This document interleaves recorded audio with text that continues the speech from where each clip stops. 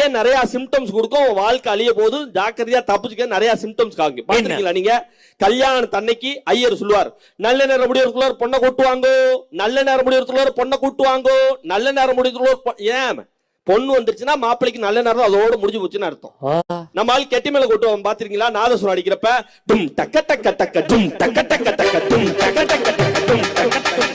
நல்லா கவனிச்சு பாருங்க. மாட்டிக்கிட்ட மாப்பிள்ள மாட்டிக்கிட்ட மாப்பிள்ள மாட்டிக்கிட்ட.